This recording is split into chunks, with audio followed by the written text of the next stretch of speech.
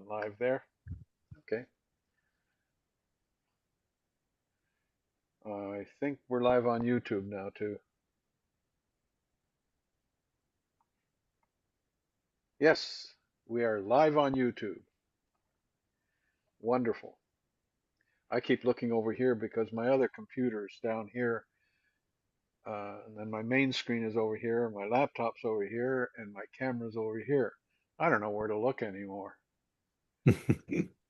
Anyway, just to kick things off tonight, I just wanted to bring to your attention that on the 15th of this month, I think it's the 15th, I'll just have to double check that myself here. Um, we're going to be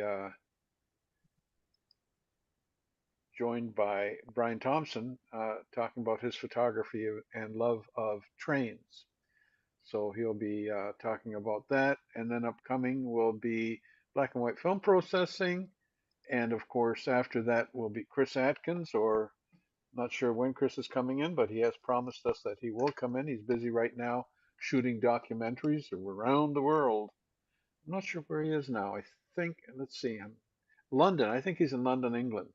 He's probably getting onto that Ferris wheel But there. yeah, Yeah, yeah. And been around.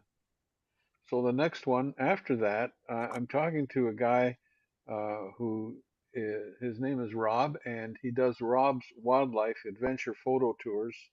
Uh, and he's done some amazing wildlife photography that he sells too. And he's also known as uh, Rob the Vest Guy. And you can find him as Rob the Vest Guy and Rob Wildlife Photography if you Google him.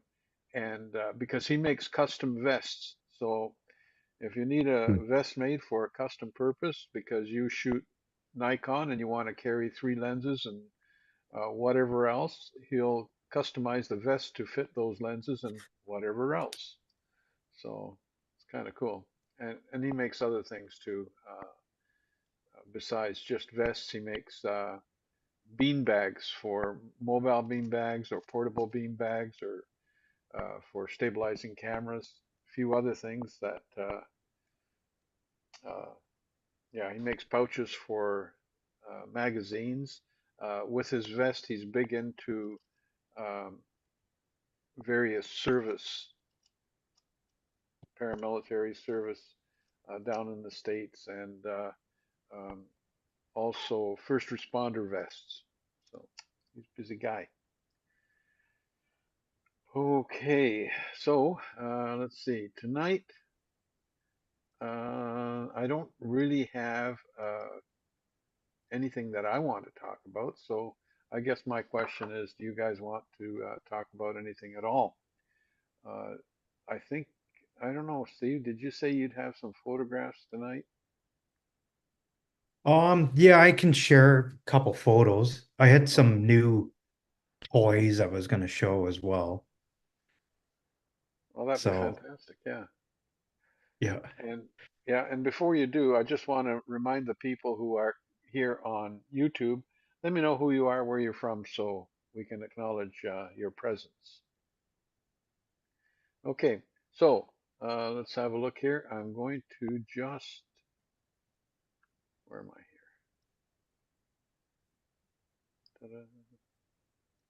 I'm just closing a few windows because I don't really need them. And I'm going to assign you to number 3. And that means that you should be now joining me. Okay. All right. So All right. if you get your presentation ready and Yeah. share it with us, then I'll get right on it. Okay.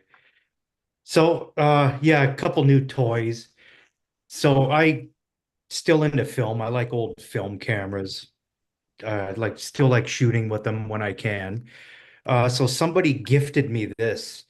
It's a 1986 Minolta uh, Maxim 5000. So there it is. Oh, cool. Yeah. See if I can get the camera orientation right here. Yep, there it is. It's a D or SLR.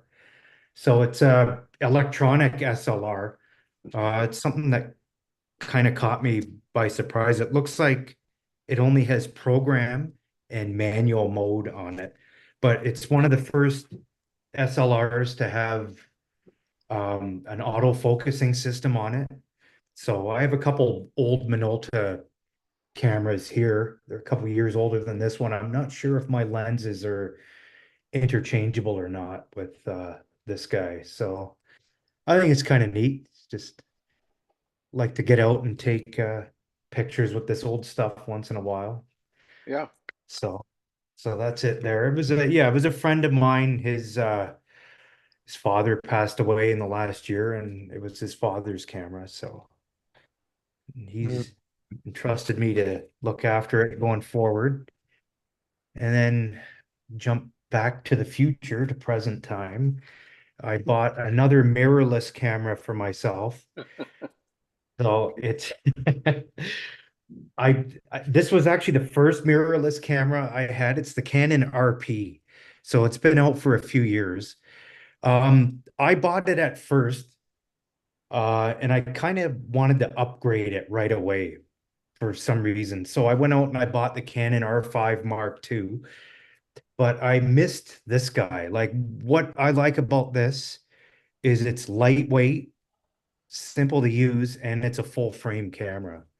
I believe it's 27 megapixel.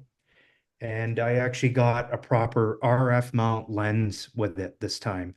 So I'm this camera, I'm gonna call it, it's my in the car camera. When I'm out and about, if I got errands to run or whatnot, I'm gonna keep this with me at all times. I don't want to keep the R5 with me. It's a little bit pricey just to always lug around constantly. So yeah. So that's what I got. I got it from Bell Art Camera. So if any of those guys are ever watching your shows, I just thank you. Yeah. So Well, I keep reminding those guys that, that this is on.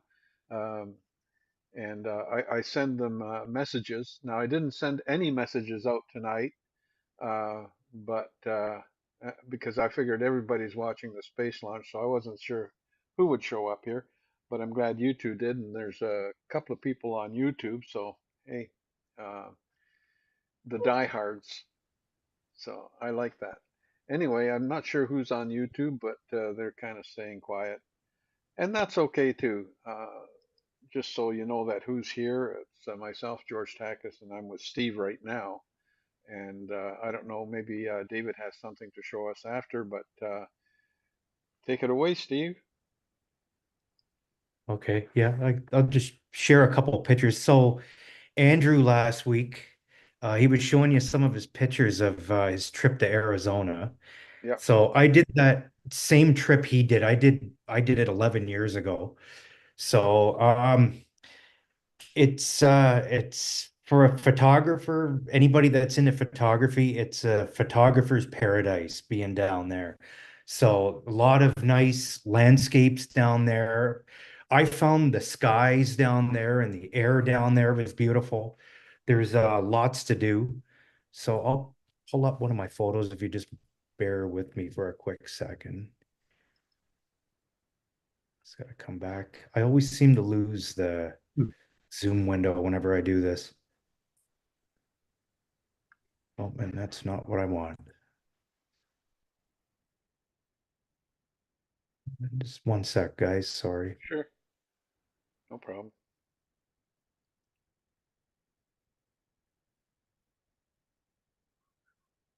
Good thing I'm not running commercials. Yeah. Yeah, there we go. So I'm not sure if you could see that. I can. Okay, so that's my version. I liked Andrew's photos. If he tunes in later on or whatever, the photos were excellent. So I took mine, like this is Horseshoe Bend. So it's near Page, Arizona. And that's the Colorado River that runs around um, that rock formation there. Um, So this is northern Arizona. It's on the border of Utah and Arizona. So this is not too far away. It's only a few miles away from he showed you pictures of Antelope Canyon. That's one place that I regret I didn't go. For whatever reason, we drove right past it. I looked at it and I said, next time I'll visit it. Yeah. In hindsight, it was a mistake. I regret that. So, but I caught this. The time of day I shot this wasn't very ideal. I shot it kind of in the middle of the afternoon. The sun was right up high, beating down on us. It was 40 degrees Celsius when I took this shot. I'm just going to scroll through my photos here. This is right from my Flickr page. That's Las Vegas, of course. This is another one. This area here is just it's between Winslow and Flagstaff, Arizona. This is called Meteor Crater. Mm. So it was a meteorite that crashed into the desert out here. I forget how long ago. I'm not sure if it was 1,000 years ago or if it was more than that. So, but it's something to see down there. So If you see where, tell me something about this yeah. crater, because looking at it, I don't have a real perspective as to scale. How wide is that in diameter? Or is that like, It's pretty wide. I can't remember off the top of my head its exact diameter, but can you see my cursor on the screen? Yeah. yeah, So down here is like a little observation platform. So it's a little bit of a walk down there. So a person would be here. I apologize, I'm not sure the size of it. It's big. So Yeah. it's at least half a kilometer in Yeah. diameter. Yeah. It must have been a okay, big bang when it hit. yeah. Yeah. So I'm just Yeah. going to for the people that okay, Yeah. Oh, I can go back, George. Sorry. yeah. I was just going to turn on the arrow here because you know, somebody may have missed the cursor. That's the platform right there, is it? Yes. Yeah. Okay. Yeah. It's a neat place. They have a visitor center there and it's admission to visit the site. You can't go into the crater, but you can walk around it. There's platforms, there's an area you can sit down there. So, Yeah. and this place is literally out in the middle of the desert. It's pretty crazy. But when you drive up to it, it's neat. It looks like it's a bunch of hills in the middle of the desert, but it's not. It's that crater. So, and they got a piece of the actual meteorite in the little museum, the little visiting Yeah. center they have there on site. So, there was debate for years and years of what had actually happened there because there's a lot of dormant and extinct volcanoes in that same area. Yeah. So, one theory for the longest time is that it was some kind of a steam blast that caused that. And then Okay. there was people at the time that didn't believe that it came from space and all the rest of it. So, but it's been proven now that it Hmm. was a meteor that indeed hit that area. So, and you could see this clearly on Google Maps and stuff like that. You can get an idea of its size as well. So, and the photo you're looking at is actually a panoramic that's not done with a wide angle lens or anything like that because it's too big. So Okay. I think I put together about 3 or 4 photos there. So, and then kind of in the, if you look at the center of the photo, just to the upper right, you'll see like a little bit of a white haze on the horizon there. It's actually a wildfire that started just south of where we were that day. And I bet you it was about 2 hours after I took this photo, the whole sky was whited right out with smoke. Yeah. So, Ah. but yeah, that's me from that trip on horseback. So my girlfriend at the time took that photo. That's in Monument Valley. So that's about, ooh, that's So where that meteor crater was is near Flagstaff. It's also south of the Grand Canyon, kind of in the middle of Arizona or the upper portion of Arizona. And Monument Valley is right on, like right smack on the border. Part of it's in Arizona and the other part is in Utah. So we went and visited that. And that's also on the Navajo reservation down there. What's So the Andrew, temperature like? it was warm, so it was hot. It was we went the end of May, beginning of June, so it wasn't quite warm here, but it was hot down there. Uh-huh. And how So long was the ride? so we did kind of the same thing that Andrew did, flew to Vegas, and then what we did is we took 2 weeks and we circled around Arizona. We started here actually in this photo at the Hoover Dam. Well, we started in Vegas and then went to the Hoover Dam and then continued west. So we ended up in Williams, spent a couple days there, and then moved along. The Yeah. ride to Monument Valley from like Flagstaff area, it was quite a few hours. I don't want to say 4 hours, but maybe three. Hmm. So 3.5. So see if I can kind of fast forward here. It's the Hoover Dam. And it's also the Colorado River and Lake Mead.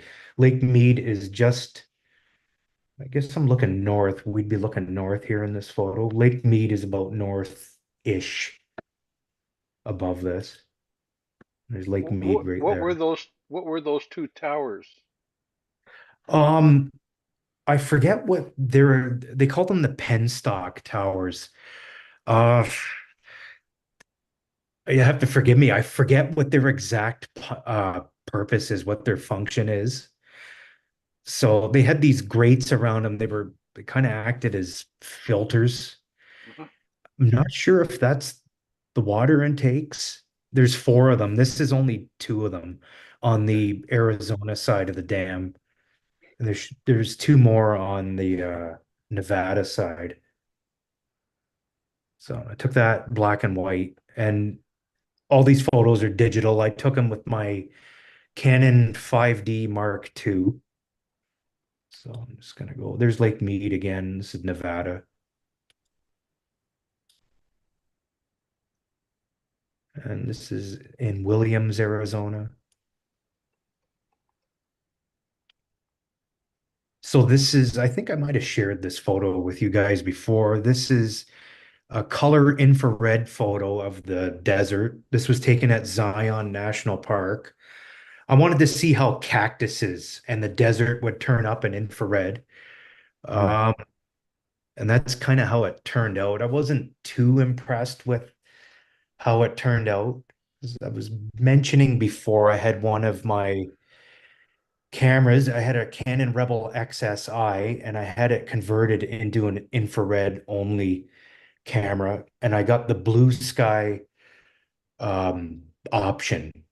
There's a couple different options of what type of infrared you can choose for your conversion. I chose blue sky because I got kind of sick of editing skies whenever I'd process these photos. Well, So, but normally, yeah, Steve, you would mhm. have black sky, wouldn't you? Yes. Okay. Yeah, it would turn out black, but in if you have what they call an R72 conversion, that's the wavelength of infrared light that is allowed on your sensor or film or whatever. The sky would turn out black, but digitally you can convert it to blue just by swapping channels. Right. So I had some success with it. But with this, with the like the blue sky conversion that I got, it wanted to make everything blue. Like it was, I don't know, I found it a little bit finicky and tedious editing the photos. So I'm not a huge fan of the conversion I got. I always wanted to get the R72 conversion done. So maybe in the future. Yeah. Yeah, there's another example of desert infrared photography. I've got a little bit of lens flare going on there.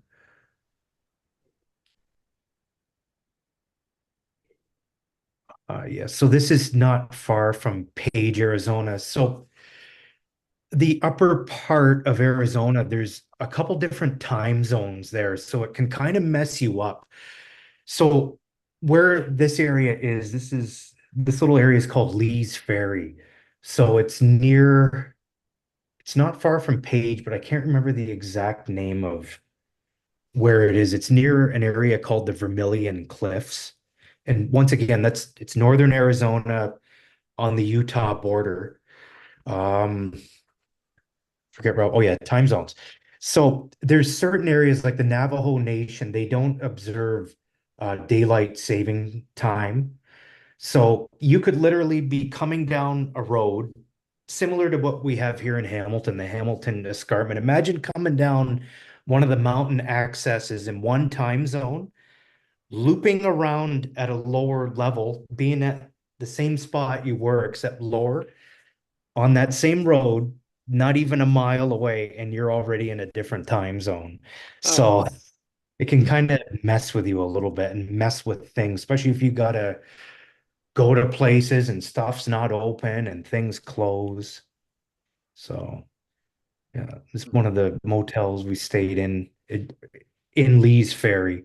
So there's the name of the hotel is called Cliff Dwellers Lodge. It was the only motel on that road that we could find. So, and that Lee's Ferry is just behind the sign here. It's just about maybe a half a kilometer away. So Lee's Ferry was a ferry service because the Colorado River is right behind this. So it's to the left of what you're seeing in the photo. And the hotel is to the left as well. And there's like a little restaurant there. But down into the canyon is the Colorado River again. And Lee's Ferry, the guy operated a ferry service that would get you from one side of the canyon to the other. So there's a story behind that. I can't remember the history there, but the guy ended up passing away, and I think I don't know if he did some kind of crimes or something like that, some kind of sensational crimes at the time. So if anybody wants to look it up, Lee's Ferry, Arizona. So that's the Vermilion Cliffs. So they're Hmm. named that way just because of their color, right? So this is out in the desert. This is about 4 or 5 miles away from that hotel I just showed you there. So very desolate uh, area here. Like there's not very many people that live. The population is kind of sporadic here. So, and this is looking north, so that's towards Utah.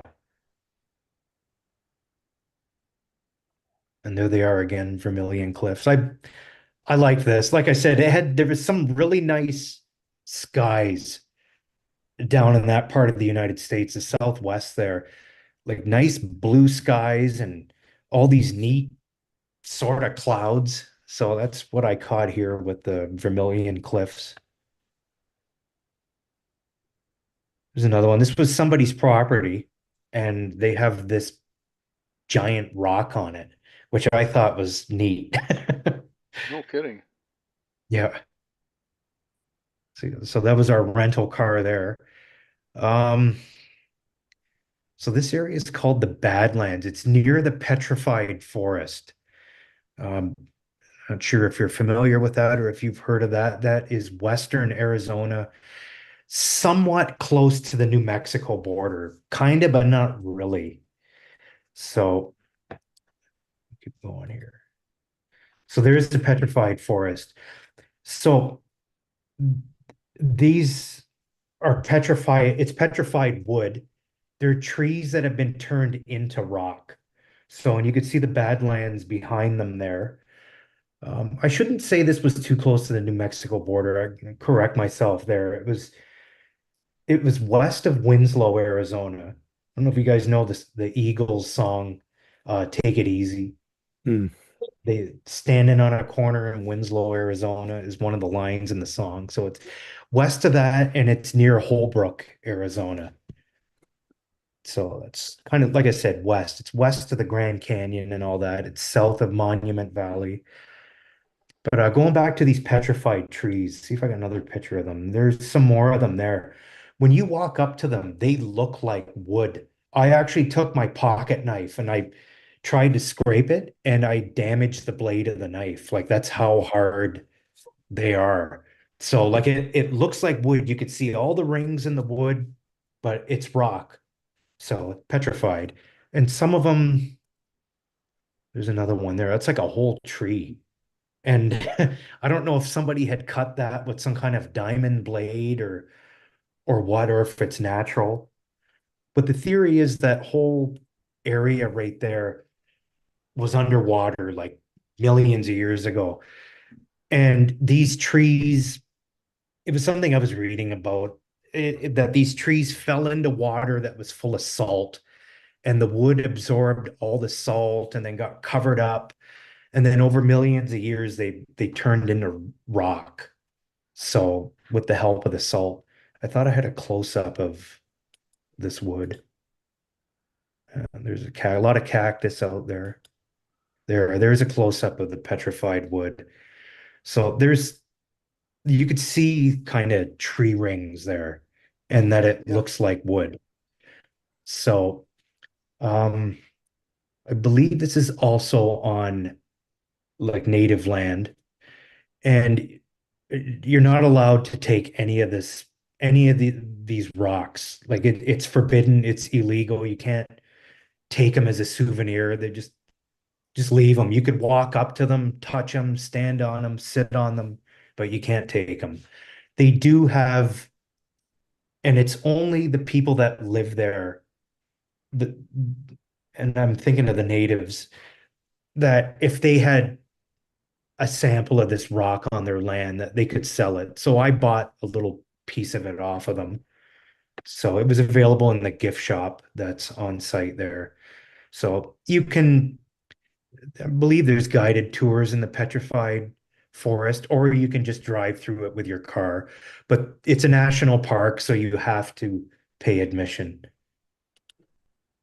There's another example of it there. Hmm. Like it's amazing to me that this was wood. So yeah, there's another close up. Like if you didn't know that was rock, you'd think that's a tree and try to hit it with your axe or whatever, break the axe. So yeah, and that's also there. So that was a dust devil. It looks like a blue sky tornado or whirlwind. So I saw that, thought that was neat as well. Like there was a lot of interesting weather phenomenon when we were there. There was can kind of see it in the background behind the dust cloud. Rain would fall from those clouds and then evaporate before it would even hit the ground. I think it's either called Verda or Verga. It's one of the two. I remember hearing the name of it. I don't know if I got any pictures of it, but that's the little town we stayed in overnight from when we left Flagstaff and the Grand Canyon going towards this western area here. So they used to call Holbrook the meanest town in the West. So yeah. So I named that photo Inebriated Sunset. I was on vacation, so you can use your imagination why I would name it that. Some quick signs. This is in Winslow. Remember they had a rail yard there. This is also Winslow. And this is the standing on a corner Winslow. So they have a little monument there, a little tourist attraction. So in the Eagles song, the lyric is, "It's a girl, my lord, in a flatbed Ford, slowing down to take a look at me." So, and that's the flatbed Ford that somebody had put there on display. So, and the building that you see behind there, that used to be a real building, but it burnt down at one time, and I believe they saved a portion of the facade of it and then put up an artificial one. I don't remember which, but all the windows they're just painted on. Like you could see a couple up in one of the windows there. And of Yeah. course, this is on Route 66, so that legendary American highway. So, so Route 66 used to be the main highway that ran through that area. So anybody that visited the Grand Canyon and Hoover Dam or anything like that, they drove along Highway 66. And it would go right through little towns like this, like especially Winslow. And Winslow was a happening place when that was the main highway until they built that main interstate. I don't remember the number. Something tells me it's could don't quote me 25 or something like that, but it's a little ways away from the town. And then a lot of people say the opening of that big highway killed the town because of that, but people still visit it. So that's the cowboy statue right on that corner. Uh, Nobody knows who it is or who it's supposed to be. It could be Jackson Brown. Jackson Brown's a musician. He worked with the Eagles and he helped them write that song. And there it is there. That's the whole, you could see where the building used to be. You could just see that one remaining wall Huh. that's left there. And then, of course, the big Arizona US 66. And then to the right of the photo, there's a gift shop there, and they're blaring that Eagles song on loop, as you can imagine. And we got a lot of gifts in there, and of course, Eagles and Highway US 66 memorabilia. Yeah, and that's the desert. That's actually near the meteor crater. So in the upper right corner there, that's like the visitor center. So this is looking, so the first photo I showed you of meteor crater, um, from where I was standing, if I turned around 360 degrees, that's what was behind me. That's Flagstaff, those mountains there. That is called Humphreys Peak. It's the highest point in Arizona. Like you could see snow on the top of that. That's a stratovolcano complex. So before we headed down there, I had no idea that that area was once so active with volcanoes, volcanic activity. So, and there hasn't been any eruptions. The last eruption was 1,000 years ago. It was literally like 1,000 years ago, and it was in that area. I think in one of the slides coming up, I got a photo of it, the latest volcano. But yeah, so because everything is so flat there, it looks like those mountains are right there, where in fact they're exactly 40 miles away. I remember looking that up. You can kind of see the highway winding through below there. I believe Humphreys Peak is 4,000 feet in elevation. On top of the elevation that's already in that area, that whole area is built on, I shouldn't say built, it's on one big giant mountain. It's called the Colorado Plateau. So the bottom of that mountain is the Colorado River in the Grand Canyon. It's a mile below. So that's sea level and all that is a mile below all of this, what you're seeing here. I called it Humphreys Peak. Humphreys is that the mountain in the center with the white snow on the top. The complex is called San Francisco Peaks. I don't know if I said that or not. I can't remember, but that's the correct name for it. So that's on that viewing platform from that first photo. That's what's there, all these like telescopes, these binoculars. You can see the center of the crater that's there. It's some of the rocks there, they're pitted, and that was from the impact of the meteorite in that crater. I'm sorry if I'm going backwards. I showed you the meteor Hmm. photo, and we're kind of doing a little loop here. I don't have anything organized properly. So that's another dormant volcano. This image it's an HDR image. I don't know if anybody still shoots them anymore, but in the early mid 2000s, they were all the rage. HDRs having all these textures and wild colors. So that's how I chose to edit that photo. I put a texture over the sky. This is called the Wukoki Ruin. So this is north of, heck was I here? So this is actually near the meteor crater. It's in that same area. So this is a, I might have some notes here on this photo, and I don't, of how old it is. Um, I don't think it's 1,000 years old. It's hundreds for sure. So, and what's crazy about this is it's just sitting there out in the open. Anybody could drive up to this anytime and have a look at it.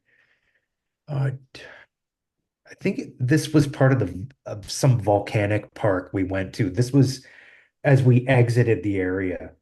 So, but anyway, going back to this ruin here, it was built by native peoples way back, and I believe the people that built this, I'm not sure if their territory is still there or not. I'm not sure of the history on it, but there was pottery in there, just left in there. Like I said, this is out in the open. You drive up to it, and there's ancient pottery sitting in this thing.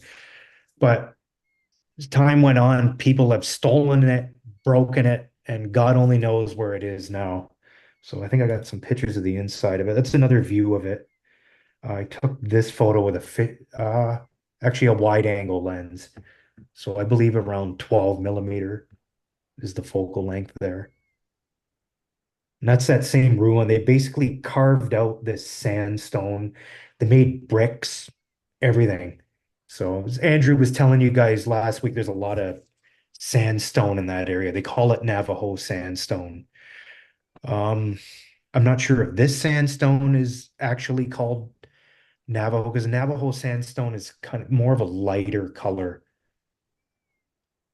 And that's the inside of this ruin. Hmm. Here we go. We're back in this volcanic uh, park. It's another extinct volcano, but there's a lot of old, like lava rocks here. Forget what they call that. The kind of little pebbles that lava and volcanoes leave, but it's all over here. There it is there. This is near Flagstaff. This is, like I said, this is south of the Grand Canyon. It's north of Phoenix, north of Scottsdale, that area there. And there it is. I guess it's just called the Cinder Field. That's the note I have there. And the volcano, like the park, it's called Sunset Crater National Monument. So that was the last volcano that erupted in that area. So behind that tree line there, that's Humphreys Peak and the San Francisco Peaks again. You can see them, and you'll see the volcano that caused all of this. So that dark landscape, like it is something to see. I'll tell you that. Like when we rolled up to it, there's a lizard on one of the volcanic rocks there. When we rolled up to it, at first I'm like, where the heck did we end up? I thought it looked like when they do road construction and they grind up asphalt and they dump the old asphalt, you see like pieces of it, big squares of it sticking out of the ground. That's what this looked like. And then we're looking harder at it. We're like, no, that's lava. And it was neat. It was a lava flow. And as it dries, it kind of piles up into these weird shapes. See if I got a picture of it. It's kind of it right there. These fields they're massive. So, and they're sharp too. You can walk on these, walk around them, sit on them. You fall on them, you're gonna get hurt though. Like they're like a, how can I say, they're almost like a hybrid of glass and rock. Like they're brittle. There it is there. That's the picture of the actual volcano. So it's telling you the elevation that's there in that area. And there's the San Francisco peaks again. That's we're not too far away from them at this point. Yeah, I'm going backwards here, but this is the Grand Canyon. So there's another shot of the Grand Canyon there. So this part of the Grand Canyon is called the South Rim. Like there's a couple different areas where you can visit it. There is um, there's the West Rim, which is near Las Vegas. That's kind of the more popular one. That's the one where they got that glass bridge. People can walk on it and you look down and see the canyon and all that. That's for people that are visiting Vegas and you don't want too far of a ride from Las Vegas. The West Rim is about 2.5, 2 hours away, whereas this was 4 hours away. So while Williams was 4 hours, and I think it was 45 minutes north from Williams to visit the canyon. And there's a little village just south of the Grand Canyon. They got restaurants, and there is hotels, but they're booked solid. Like you got to book way in advance, a year in advance to get to be real close. I was happy where we were in Williams. It was a neat little place. They got a lot of pine trees in the area, which are called ponderosa pine, and you can smell them. And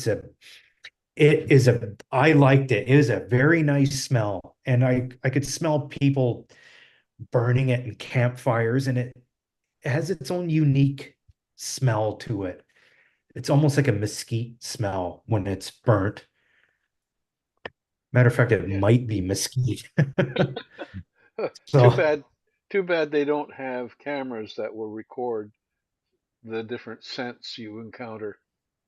yeah, it'd be like something from Star Trek. Yeah.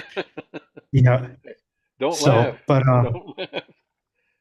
yeah, I was gonna say the little town that's just south of this. If anybody watches this video in the future, just Google it. It's north between the Grand Canyon and Williams is the little village that's there with the restaurants. But the cuisine is very like it's local cuisine that they offer in the restaurants. There are a lot of steaks. They had deep fried rattlesnake, desert rattlesnake, because they live in Oh, the area, right? So, and they serve it with salsa. So we wanted to eat it, but we were too full on our steak and beer. So didn't get around to it, but next time I'm there, I'm gonna try rattlesnake. So you might have seen this thing before. It looks old, but it's contemporary. It was built, I'm not sure if it was built in the 40s or 50s, but it's built in the 20th century. It's built to look like similar to that ruin that you saw in one of the previous slides there. They filmed movies in there, all kinds of stuff. It's called Desert View Point. So it overlooks the Grand Canyon, and there's a little gift shop and stuff like that there. So this is a different canyon. This is Western Arizona again. Like I said, I apologize for the order of these photos here. Um, this is west of the Grand Canyon. This is actually called Canyon. It's spelled Chelly, but they were pronouncing it Shay. So it's pronounced Canyon de Shay. And it's also on a native reservation. And it's its own canyon in eastern Arizona. It's north of what you saw in my other photos there, north of Holbrook, and it's southeast of Monument Valley. So it's once again kind of close to the New Mexico border, this area here. I don't have a map with me. I can't remember the town that's close by there, but we had breakfast before visiting this canyon. And it was a family restaurant, native people that ran the restaurant, and we had blue pancakes, which was neat. I liked it. It's very unique. It's something you don't get to eat every day, and something that we don't see where we live in this part of the North America. So, and it's blue because it's made with blue corn. So, these are all digital photos. I processed them in black and white, and I actually printed a lot of these photos, and they're on display in my living room.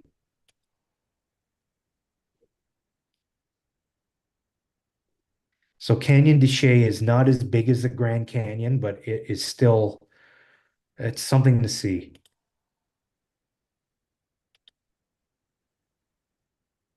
There's a color image of it. Not as deep. I kind of hiked halfway down, took a bunch of pictures, talked to people, and then we were on our way. There it is there. So there's ancient ruins here as well in the canyon. One of these slides has a photo of it. There, right there. Hmm. So they carved it into the walls of this canyon. So I'm unsure of their age, but they're really old. And you could tour the floor of this canyon by horseback or some kind of four-wheeler or 4x4 ATV. And it's not that expensive either. And it's the local people that are providing the tour. It's not, how can I say, any like commercial tour guides. It's the people that live there, so they know their history. There it is there. You can kind of get a feel for the size of that wall.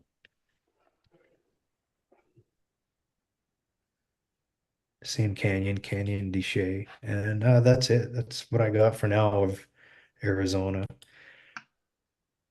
I had some more of the Grand Canyon, but I'm not sure where they are.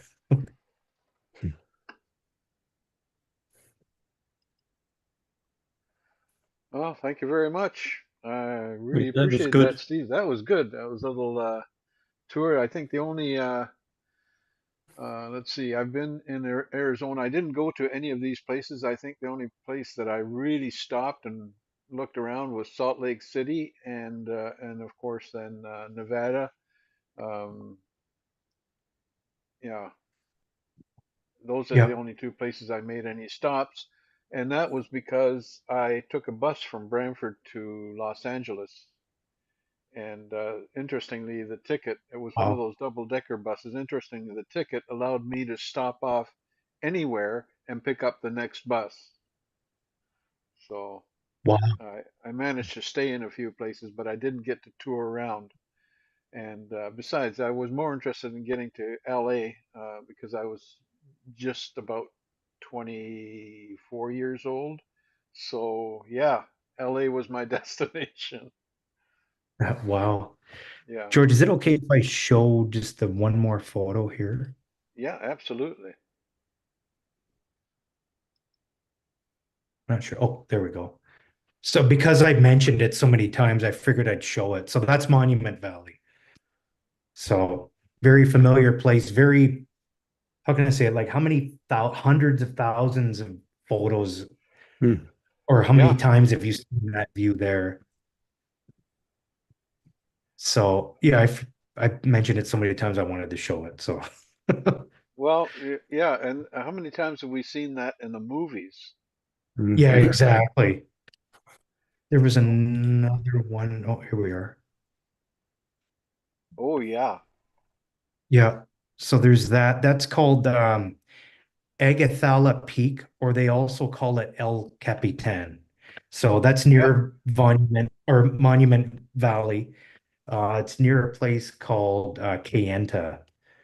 So I was going to show you the back. Yeah, there it is. So this view has been shown God knows how many times in movies. So I took it because what it reminds me of is Back to the Future. When Marty was getting chased in the DeLorean back in 1885, it was shot right there, right between those two buttes. Huh. So they're all named these buttes, like Merrick, East Mitten, Sentinel, and that one all the way in the back is called Big Chief. Huh. And that's it. Okay, great. That's Okay. fantastic. That was very interesting. Thanks, Yeah. Steve. Yeah. Yeah, thanks, Steve. I think that well, that was a great presentation, and we're almost out of time. Yeah. So, yeah, Sorry, I Dave. I didn't mean to. No, no, no. You could carry on. That was really interesting. yeah. I've never Yeah. So, been there. It's some place I like to go, but yeah. um, I'm going to have to Highly wait a few recommend. more years yet, I think, to let things settle down over there. Yeah. The so I Andrew was talking about some of the admission prices over there. I Hmm. believe they're more expensive because they put some kind of like foreign tax on top of the national Yeah, park. if you go to the national park, I think it was either 200 or $225 to Yeah. get a pass into them, which is crazy. Yeah. So because when I was there, that Antelope Canyon that he was showing, Hmm. I swear it was only $25 when I was there. So and now it's 125. So that's that $100 Yeah, fee increase. tax or tariff, whatever that they put on there. So, so that was my little impromptu Yeah, uh kind of follow up to what Andrew was showing last week. no, it's a fascinating area. Very Yeah, good. yeah. I highly recommend it. Yeah. Anybody to do Yeah, that it. was So super. Well, hey, I don't have to go now. You've done it all for me. So, yeah. yeah, that's So I'd fantastic. like I to visit there again. Yeah, I really enjoy the travel photographs. Maybe one of these times, I'll show you my ventures into Hungary and Budapest and some of the countryside there. Quite interesting. They have some really interesting hot baths and caves. And Mm. some of their wineries, they keep the caskets in caves. And Wow. I said to the when we were in the cave, the walls are extremely black. And I said, like there was no shine or anything to the walls. And I said to the person that was taking us through this winery, I said, it doesn't look like rock. She says, touch it. And I took a finger and I poked it, and my finger went into it. And I said, what the heck? And she says, that's fungus. Mm. Wow. A black fungus on the walls. That blew my mind. Yeah, I haven't been to Hungary in 28 years. Oof. Yeah, yeah, Yeah, and my 28 years. family is bugging me to go back, and I should be going back. Yeah, you should. You should. The first time I went to Hungary, it was still behind the Iron Curtain, so it was a bit dicey. But then after that, I went back to Hungary. The last time I think was about 4 or 5 years ago. So yeah, big changes. And Yeah, downtown Budapest is pretty cosmopolitan. I can tell you that. Fashions and some of the clubs and bars, music, yeah, and history, of course. yeah, Mm. yeah. I'd So like to go there with anyway, yeah, I'll save you the trouble and the expense. I'll show you pictures, yeah, sounds good. just like I did. Anyway, ladies and gentlemen, we're going to call it a night. You can go back and see what's happening to the astronauts, our Yeah. Canadian astronaut included. Yeah, And the only thing that I'm going to ask anybody who happens to be watching on YouTube is give us a like and, of course, um, subscribe. I appreciate it. I appreciate the like or the subscribe. It's always good to have that. Any comments? You can make comments uh, when you watch this video, maybe later on because you couldn't watch it tonight, or you're more interested in just keeping an eye on what's happening with the astronauts. So, with that, I'm just going to say good night and have a good week. We'll see you next Wednesday. Thanks, David. Thanks, Steve. And And thank you, Chila. I think Chila is still with us.